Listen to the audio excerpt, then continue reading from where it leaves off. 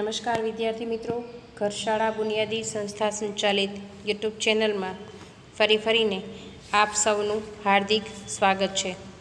विद्यार्थी मित्रों, आज आपणे पाठ 1 राजपूत युग नवा शासकों अने राज्यों जेमां भाग 3 नो अभ्यास करवानो छे। भाग 3 ना अंत में आपणे पाठ्यपुस्तकनो इतिहासनो पहलो पाठ पूर्ण थवा जई रह्यो छे। विद्यार्थी मित्रों, आपणे भाग 1 नी अंदर सौप्रथम समझ्या हता राजपूत युग एटले शुं, राजपूतोना गुणो अने राजपूताणीओ छे ए पण वीरत्व माटे प्रख्यात हती, जेनी चर्चा छे ए करी चूक्या छीए। अने आपणे झूम लेक्चरनी अंदर पण एनो अभ्यास कर्यो, साथे साथे यूट्यूब विडियोनी अंदर पण एनी चर्चा करेली छे। अने तमने आपेल स्वाध्याय आपणे झूम लेक्चर द्वारा तेना जवाबोनी चर्चा करी अने दरेक एकमने वधारे समजवानो प्रयत्न करेलो हतो। त्यारबाद मित्रों, आपणे उत्तर भारतना अनेक राज्यों तमे स्क्रीन पर जोई शको छो। गढ़वाल राज्य, जेजाग भुक्तिनुं राज्य, माळवानुं परमार राज्य, सोलंकी राज्य, चेदी राज्य, शाकंभरीनुं चौहाण राज्य अने दक्षिण राजस्थाननुं गोहिल राज्य। आपणे तमाम राज्योना स्थापको अने तेमना अन्य शासको तेमज तेमना राज्य विस्तार विषे विगते चर्चा करी चूक्या छीए। त्यारबाद आपणे दक्षिण भारतना राज्यों एटले के पुलकेशी बीजानुं एमां पण आपणे चालुक्य वंश, पल्लव वंश, राष्ट्रकूट वंश, चोल वंश, पांड्य वंश अने चेर वंश जेवा राज्यवंशोनो टूंकमां परिचय मेळवी लीधो छे। मित्रों, आजे आपणे तेनाथी आगळनो मुद्दो पाठ्यपुस्तकनो राजपूत युगनी शासन व्यवस्था।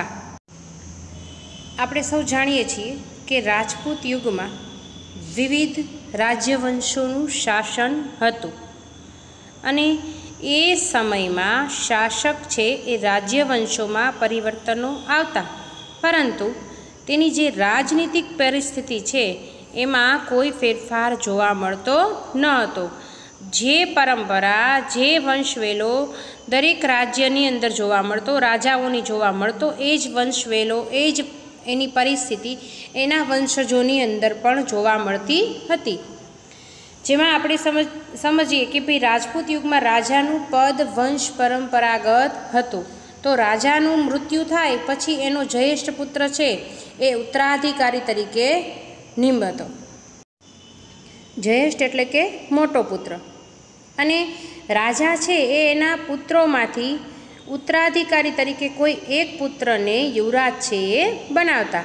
मित्रों, जे पुत्र युवराज बनतो ए ज छे ए पाछळथी राजा बनतो अने लोको अथवा तो राजदरबारीओ छे ए चूंटणी करीने अथवा तो पसंदगी करीने पण राजाओनी पसंदगी करता एवा घणा उदाहरणों छे। जेमां पाठ्यपुस्तक मुजब कश्मीरना एक राजा छे यशस्कर, एनी पसंदगी छे ए ब्राह्मणोए करेली हती। ब्राह्मणोनी जे सभा छे एमांथी ए राजानी पसंदगी थयेली हती।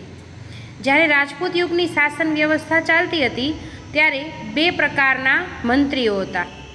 एक मंत्री छे ए अमात्य अने बीजो मंत्री छे ए सचिवो। जो दरेक मंत्रीनुं कार्य छे ए अलग अलग हतुं। एटले के पेलो मंत्री जे अमात्य छे एनुं कार्य शुं हतुं तो के मंत्रणा करवानी, एटले के विचार विमर्श करवानो अने साथे साथे राजनीति करवानुं हतुं। अने सचिवोनुं कार्य छे शुं हतुं तो के लड़ाईनुं हतुं अने सुलेनुं हतुं।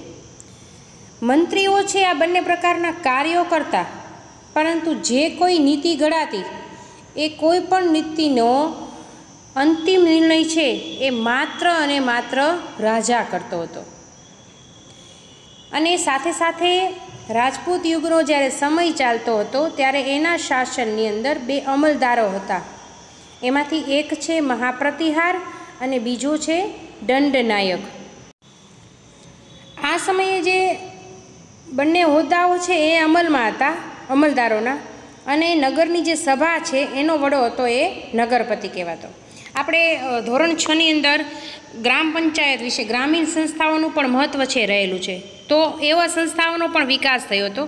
અને મુઘલ કાળની જે આપણે વાત કરવાના છીએ પાઠ 3માં, તો એ સમયે પણ ગ્રામ પંચાયતનું મહત્ત્વ છે રહ્યું હતું.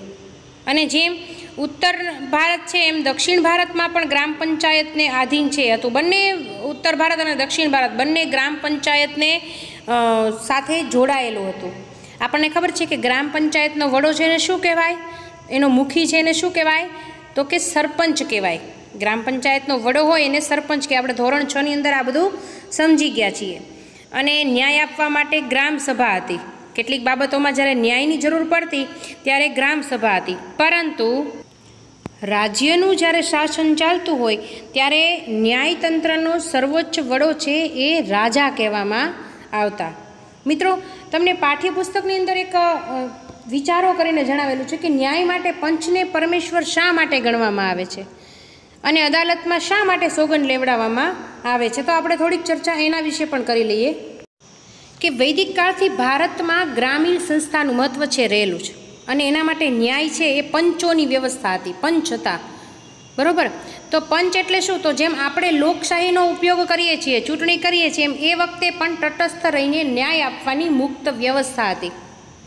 અને નાના મોટા દરેક સામાજિક પ્રશ્નોનું નિરાકરણ એ પંચો લાવતા. આપણે ઘણી એવી ઐતિહાસિક સિરિયલો જોઈએ છીએ તો એમાં પણ તમને એવું દ્રશ્ય છે એ નિહાળવા મળે છે.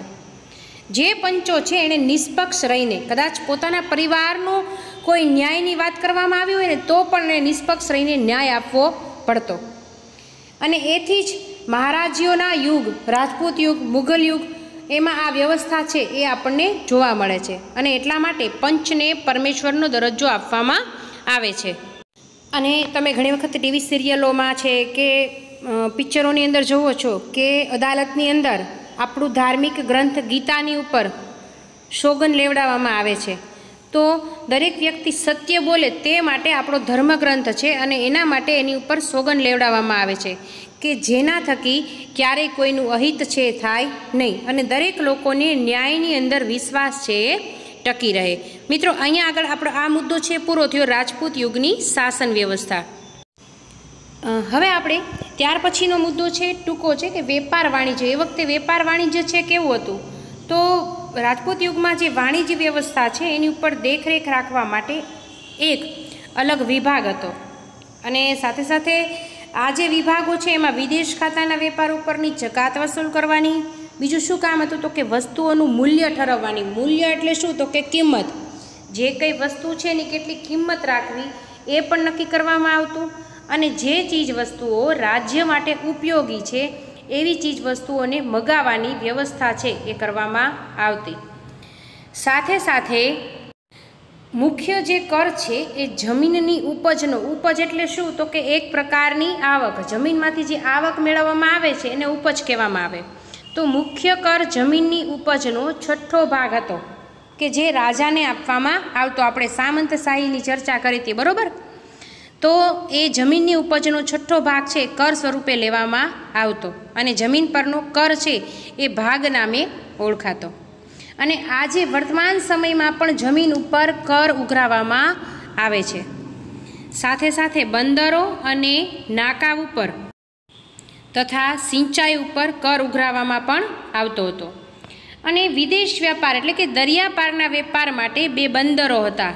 ખંભાતનું બંદર, જેને એ વખતે સ્તંભ તીર્થ તરીકે ઓળખવામાં આવતું, જે ગુજરાતની અંદર આવેલું છે.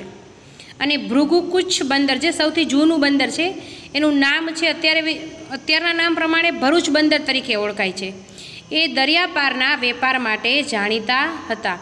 મિત્રો, આ બંને જે આપણે મુદ્દાની ચર્ચા કરી, શાસન વ્યવસ્થા અને વેપાર વાણિજ્ય, આ બંને મુદ્દામાંથી આપને એક વાક્યના પ્રશ્નો, MCQ, ખાલી જગ્યા, ખરા ખોટા અને ટૂંકનોંધ અનેક મુદ્દા છે પૂછાઈ શકે. એટલે બંને મુદ્દા છે એને વારંવાર વાંચવાનો, પુનરાવર્તન કરવાનો મહાવરો રાખજો.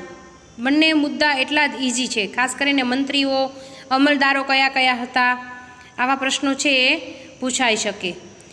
હવે આપણે ત્યાર પછીનો છેલ્લો મુદ્દો છે આ જે પાઠ છે એનો, કે ભારત પર વિદેશી આક્રમણો.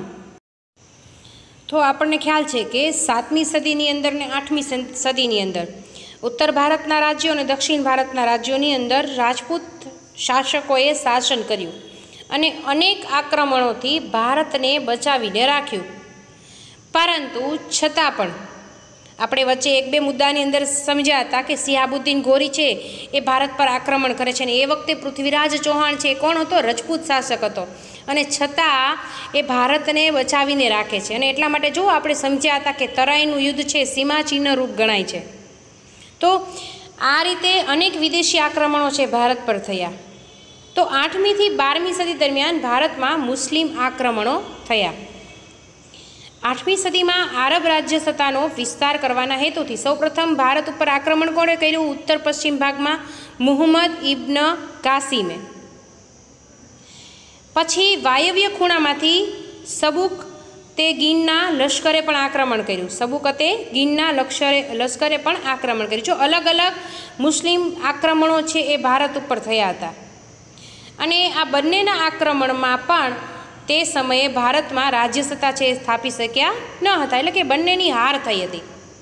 ત્યારબાદ ગજનીનો સુલતાન મહમ્મદ ગજની કે એણે ઈસવીસન 1000થી ઈસવીસન 1026ના સમયગાળા દરમિયાન ભારતની અંદર અઢળક ધન સંપત્તિ હતી, અને એ ધન સંપત્તિને જોઈને એણે ચડાઈ છે કરી. મહમ્મદ ગજનીની ચડાઈનું મુખ્ય કારણ શું હતું? તો કે ભારતની અઢળક સંપત્તિ. તમને કારણની અંદર પણ મેં તમને નોંધ લખાવી છે કે શા માટે મહમ્મદ ગજનીએ ભારત પર ચડાઈ કરી, અથવા તો બાહ્ય આક્રમણખોરો છે એ ભારત પર શા માટે ચડી આવ્યા. તો સૌપ્રથમ તો એનું પહેલું કારણ એ જ હતું કે એ વખતે ભારતની અંદર આર્થિક સમૃદ્ધિ ખૂબ જ હતી, અને ભારત છે એની પાસે અઢળક સંપત્તિ હતી, અને એટલા માટે એણે ભારત ઉપર છે ચડાઈ કરી હતી.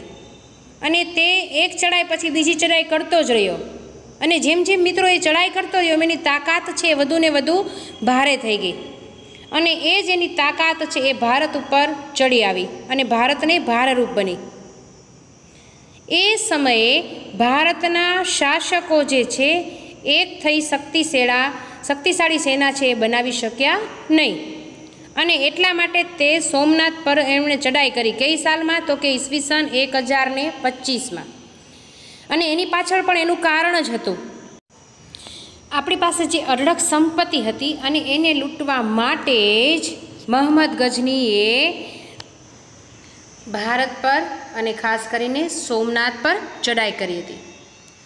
મહમ્મદ ગજનીની ચડાઈ બાદ લગભગ 150 વર્ષ બાદ ફરી ભારત ઉપર એ જ દિશામાંથી આક્રમણ છે થયું.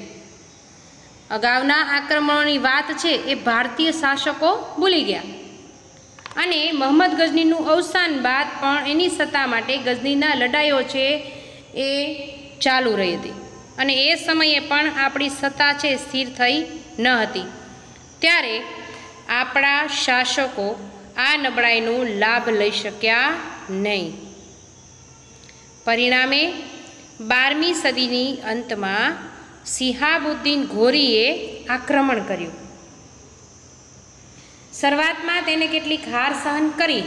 પૃથ્વીરાજ ચૌહાણ સામે 1191માં યુદ્ધ થયું. પછી પાછું વારંવાર એ લડાઈ છે કરતો રહ્યો. 1192માં ફરી વાર યુદ્ધ થયું. ત્યારે તરાઈના મેદાનની અંદર બીજી ચડાઈમાં પૃથ્વીરાજ ચૌહાણ છે એની હાર થાય છે, અને ત્યાંથી દિલ્હી સત્તા છે એનો ઉદય થાય છે. એટલે કે દિલ્હી સત્તા છે એ ભારતના શાસન ઉપર બિરાજે છે. અહીંયા આગળ રાજપૂત શાસકો છે એનું સમગ્ર શાસનકાળ છે પૂરો થાય છે. હવે આપણે જ્યારે પાઠ 2માં આવશું ત્યારે દિલ્હી સલ્તનત એટલે કે મુસ્લિમ શાસકો વિશે અભ્યાસ કરીશું. મિત્રો, વારંવાર કહું છું કે ઝૂમની અંદર પણ નિયમિત જોડાતા રહો, અને સાથે સાથે પુનરાવર્તનના ભાગરૂપે વિડીયોનો અભ્યાસ કરતા રહો. ફરી મળીશું સામાજિક વિજ્ઞાન વિષય સાથે.